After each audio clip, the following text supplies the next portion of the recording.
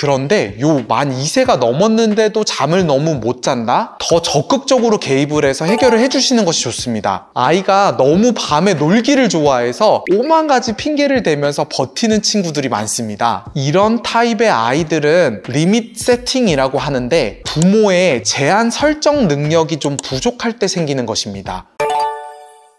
안녕하세요. 표쌤의 친절한 진료실의 표진규 원장입니다. 만 2돌 이전의 아이가 잠을 너무 못 자서 괴로우시다면 지난 영상 여기를 한번 봐주시면 감사하겠습니다. 이제부터는 2돌 이후의 아이가 잠을 잘 못 잘 때 어떻게 해줘야 하는지에 대해서 설명드리려고 합니다.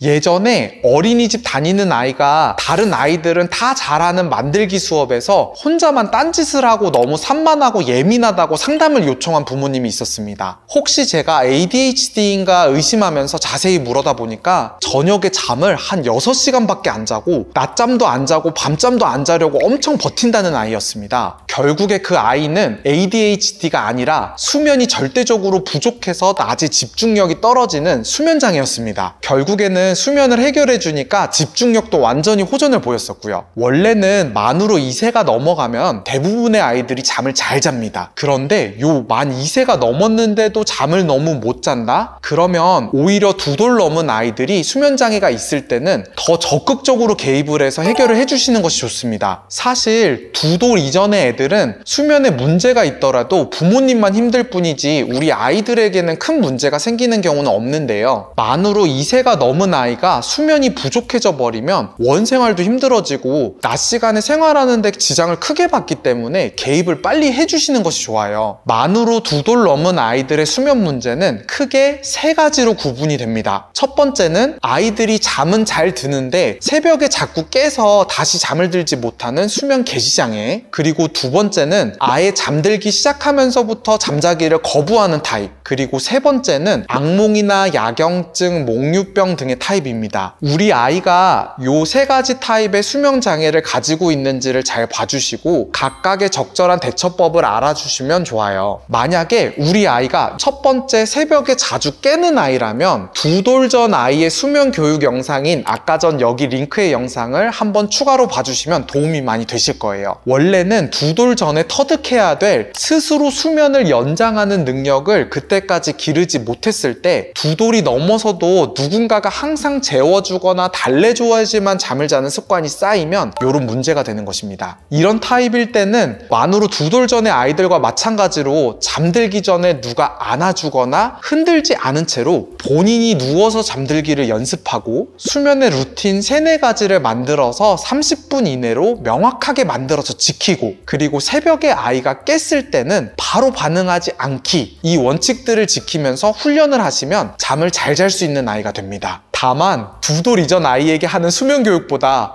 훨씬 더 어려운 과정이 될 겁니다. 수면 교육은 늦게 시작을 할수록 아이들의 저항이 강해지거든요. 실제로 2돌 이후의 아이들은 새벽에 깨서 울 때 부모님들이 반응을 하지 않으려고 해도 이제는 막 문 밖으로 문을 열고 나와서 온 집을 휘젓고 다니면서 울 거예요. 그래도 꾸준히 앞선 3가지 원칙을 지키면서 아이가 막 난리를 치면서 울더라도 최대한 반응을 하지 않으려고 노력하시는 수밖에 없습니다. 낮에는 한없이 사랑을 주고 밤에는 누구보다 좀 매정하게 기다려주시는 것이 아이를 위한 최선의 방법이고, 이것은 모든 수면학자들이 공통적으로 하는 주장입니다. 자, 두 번째로는 우리 아이가 잠들기를 아예 거부하는 타입인지를 보셔야 됩니다. 사실은 이 두 번째 타입이 만으로 2세 이상에서는 압도적으로 많습니다. 보통 초등학교 다니기 직전의 아이들이 특히나 그런 편인데요. 아이가 너무 밤에 놀기를 좋아해서 잠자기를 막 거부하고 자꾸 책 읽어달라, 노래 들려달라, 이야기해달라, 아니면은 막 물 마시고 싶다 등등 오만 가지 핑계를 대면서 버티는 친구들이 많습니다. 이게 너무 심해지면 부모님도 잠을 못 자고 밤 11시,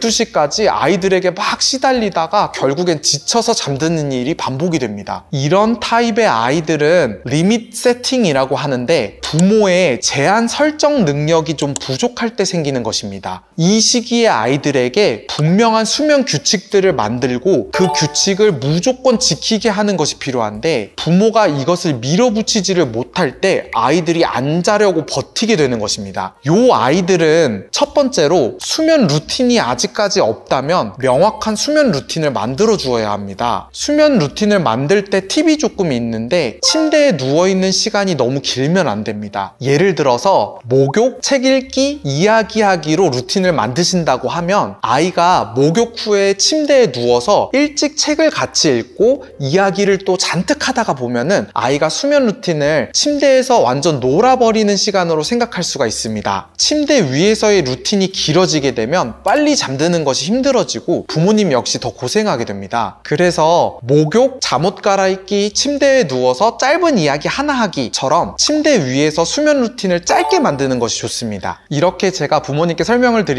부모님들 중에서는 수면 루틴을 제가 아무리 잘 만들어도 아이가 이걸 잘 안 지키고 계속 놀려고만 해요 라고 토로하시는 분들도 많으세요. 그런데 이렇게 잠들기를 싫어하는 아이와 화기애애하게 막 웃어주고 달래주고 하면서 행복하게 잠을 바로 잘 자게 하는 방법은 사실 없습니다. 마치 안전벨트는 아이가 매기 싫어하더라도 부모가 꼭 매주어서 익숙하게 해주듯이, 아이에게 수면 루틴도 이거는 싫더라도 너의 건강을 위해서 우리가 꼭 지켜야 할 원칙이야 라는 단호한 말투와 태도로 수면 루틴을 아이에게 입히시면 됩니다. 세운 수면 루틴을 아이가 잘 지켜주건 잘 지켜주지 않건 꾸준히 매일같이 노력하면 처음에는 안전벨트를 매기 싫어하던 아이도 익숙해지듯이 수면 루틴을 못 지키던 아이들도 부모의 뜻을 따라오게 될 거예요. 실제로 이렇게 부모가 정한 수면 규칙들을 따라오는 경험들을 하나하나 쌓아 나가시면 낮의 생활에서도 아이를 적절히 통제하는 데도 큰 도움이 되실 겁니다. 이렇게 잠에 들기 싫어하는 아이들에게는 수면 루틴을 입히는 것도 중요하지만 아이가 잠을 안 자려고 버티는 행동들을 무시하는 것도 중요합니다. 아이가 물을 달라고 할 때 물을 바로 주시거나, 가렵다고 막 긁어달라고 하면 바로 긁어주고, 어디가 아프다라고 말을 하면 바로 가서 살펴봐주는 등 아이가 잠들기 싫어서 하는 행동들에 부모가 민감하게 반응을 하면 아이가 그 행동을 반복하면서 잠들지 못할 것입니다. 아이를 유심히 관찰하셔서 아이가 잠자기 싫어서 하는 행동이라는 판단이 명확하게 드신다면 무시 혹은 아니야 지금은 우리 물 먹는 시간 아니야, 우리 책 읽었으니까 우리 잠잘 거야, 이렇게 단호하고 짧게 말씀해 주시고 수면 루틴을 원래대로 진행해 주시는 것이 좋습니다. 또 잠에 안 들려고 하는 아이가 이렇게 부모의 의도대로 수면 루틴을 잘 수행해서 잠이 들었다면 다음날 칭찬 스티커 등등 긍정 강화나 보상 방식을 곁들이는 것도 아주 좋습니다. 이렇게 잠이 잘 들지 않으려고 버티는 아이들에게는 부모의 제한 설정이 가장 중요하다는 점 기억해 주시고요. 확고한 수면 루틴의 확립, 아이가 잠을 안 들려고 하는 행동에 대한 적절한 무시, 그리고 스티커와 같은 긍정 강화 등의 방법으로 시도를 해보시면 우리 아이도 잠을 일찍 들 수 있는 아이라는 것을 알게 되실 겁니다. 자, 이제 세 번째로 만 2세 넘은 아이들에게 많은 수면 문제는 악몽이나 야경증, 몽유병과 같은 타입입니다. 밤에 갑자기 아이가 무서운 꿈을 꿔서 잠자기를 두려워하는 경우는 은근히 낮 시간대의 아이를 잘 관찰해 주시는 것이 좋습니다. 아이가 미디어나 책 등에서 무섭고 공격적인 내용들을 자주 접하고 있을 가능성이 높아요. 부모가 한번 아이가 보는 책과 미디어를 점검을 해주시고 적절치 못한 내용들이 있다고 하면 그걸 제거시켜 주시기만 해도 효과가 아주 좋습니다. 특별하게 낮 시간에 그런 문제가 없다고 하면 악몽은 그 시기만 지나면 자연스럽게 없어지는 것이기 때문에 아이를 잘 달래주시고, 조금만 더 크면 우리 현서도 무서운 꿈 안 꾸게 될 거야, 엄마가 옆에 있으니까 너무 걱정하지 마 라고 아이가 불안해하지 않도록 차분히 대해주시면 됩니다. 야경증이나 몽유병도 마찬가지입니다. 야경증은 밤에 소리를 지르면서 막 말도 하고 비명을 지르는 것을 반복하면서 다음 날에는 또 기억을 못하는 경우인데, 이 시기만 지나면 사라지는 예후가 좋은 경우이기 때문에 부모님들께서도 너무 걱정하지 않으셔도 됩니다. 아이가 막 소리를 지르면서 막 깨는 것처럼 보이면은 부모가 애를 일부러 막 정신 차리게 깨우지 마시고 그대로 수면이 연장되게 기다려주시면 됩니다. 몽유병은 자다가 일어나서 여기저기 막 움직이는데 다음날 기억을 또 못하는 경우입니다. 몽유병일 때도 아이를 억지로 깨우는 것은 바람직하지 않고 다시 침대로 천천히 데려와서 눕히시면 또 금방 잠을 자게 됩니다. 몽유병 또한 어른이 될 때까지 가지고 가는 경우는 거의 없기 때문에 너무 걱정하지 마시고 아이가 불안해하지 않도록 침착하게 크길 기다리시면 됩니다.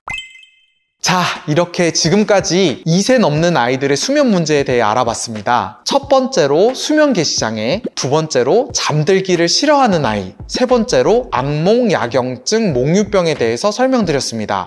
타고나게 잠을 잘 자는 아이들도 물론 있지만 대부분의 아이들이 하나 정도는 잠들 때 문제가 있는 경우가 많아요. 우리 아이가 어떤 문제가 있는지를 한번 이번 영상을 통해서 점검을 해보시고 적절한 대처를 하실 수 있게 되셨으면 좋겠습니다. 모든 아이들이 꿀잠 자는 그날까지 열심히 노력하는 표쌤의 친절한 진료실의 표진규 원장이었습니다. 안녕!